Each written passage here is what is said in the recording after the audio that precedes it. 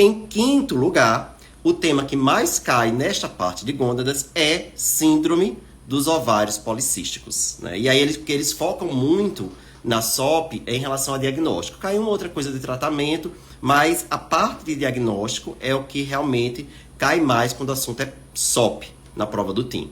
E aí o que, é que a gente não pode ir para a prova sem saber, né? Como dar o diagnóstico de SOP, certo? Então tem que lembrar dos critérios, certo? Então os 3 critérios clássicos de SOP, a oligonovulação, representado aí pela irregularidade menstrual, regrinha prática, a mulher que tem menos de 8 menstruações no último ano, né? Isso aí seria uma definição para esse critério.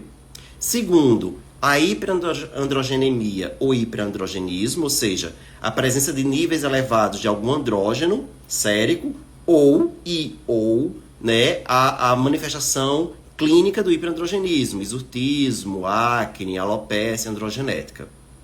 Então seria um outro critério.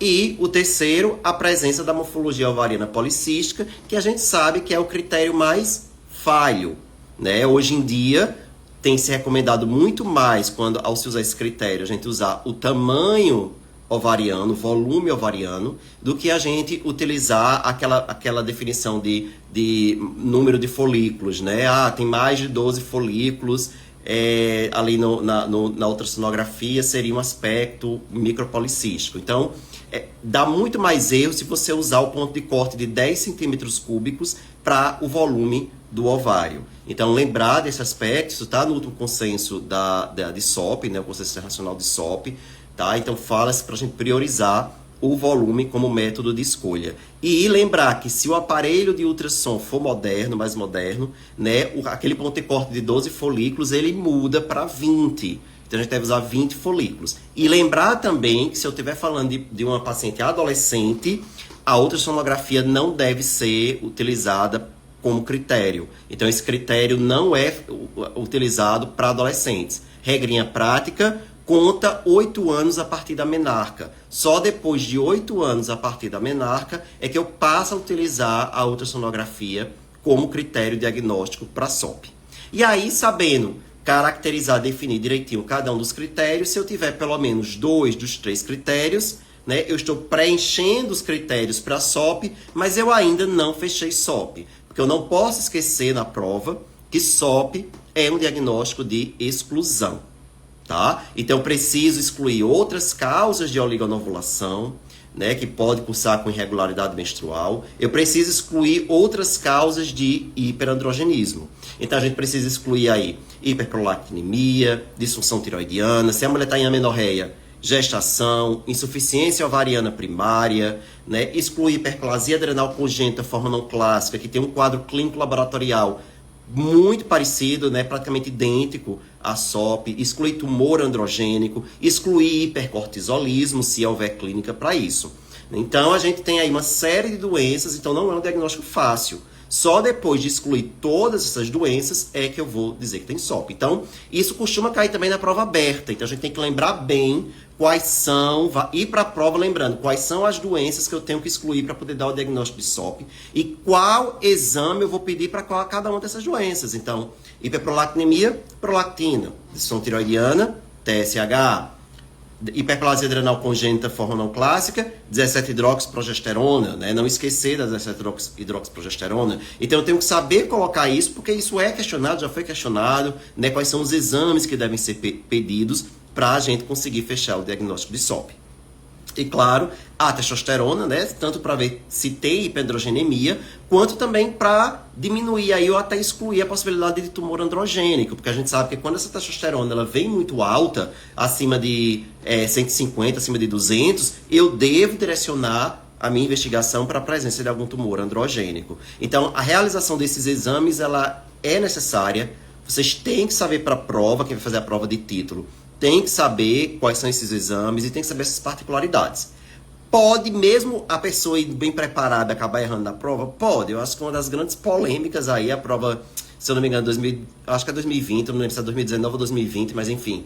Que na aberta, teve uma pergunta sobre SOP, era uma paciente com obesidade e com alguns critérios de SOP, perguntava se a paciente já podia fechar o diagnóstico de SOP.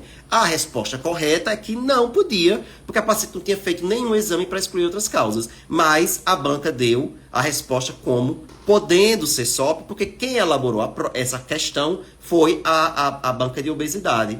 Não foi a banca do Departamento de Endocrinologia Feminina. E aí a banca de obesidade não se ligou nesses parâmetros. Então, as pessoas sabendo dar o diagnóstico de SOP correta, erraram a questão. Nem mesmo pedindo recuo, entrando com recurso e tudo, não foi aceito. Ou seja, se ligar também quem é que está fazendo a questão. Essa questão é do departamento, então com certeza eles vão ter todo esse cuidado do diagnóstico correto de SOP, vai ser um diagnóstico de exclusão sem sombra de dúvidas. Se for uma questão aberta aí de outro departamento que jogou SOP no meio, né, principalmente for obesidade, que foi o que aconteceu, né, aí realmente a gente vai ficar com aquela dúvida na hora de responder, porque já temos antecedentes. Né? Então isso aconteceu, foi um absurdo, né, e eles não aceitaram, porque quando fizeram o recurso, quem avaliou foi o pessoal de obesidade, não foi o pessoal da endofeminina. Então, infelizmente, às vezes, mesmo sabendo tudo para a prova, sabendo tudo direitinho, a pessoa acaba errando. Eu conheço muita gente que teve muita raiva disso, porque perdeu e teve gente que não passou por causa disso, que teria passado.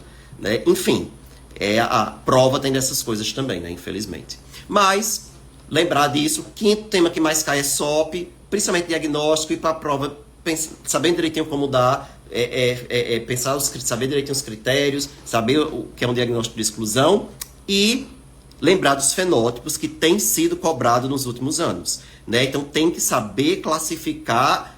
Depois de o diagnóstico de SOP, fechou classificar o fenótipo. Se é fenótipo A, B, C ou D. Então, lembrar que A e B são os fenótipos que eu chamo de clássicos. Né? O A tem os 3 critérios, o B não tem o critério ultrassonográfico. Então, esses fenótipos vai depender da conjunção, da associação dos critérios. O clássico vai sempre ter oligoanovulação e hiperandrogenismo, certo? O A tem também alteração ultrassonográfica, o B não tem alteração ultrassonográfica. O C é aquele que tem hiperandrogenismo e alteração ultrassonográfica, né? A mulher, ela menstrua todo mês, seria a SOP ovulatória, certo? E o D seria aquela mulher que não tem hiperandrogenismo, certo? Ela tem a irregularidade menstrual e ela tem alteração ovariana de depilada. Então ela não tem exortismo, ela não tem hiperandrogenismo. Fica aí uma forma de tentar lembrar o D, que é esse normoandrogênico. Né? Então também tem que chegar na prova sabendo classificar os fenótipos. Certo? Já foi perguntado também em prova aberta qual era o fenótipo da paciente. Tinha nem a opção que você chutar. Tinha que dizer qual era o fenótipo da paciente.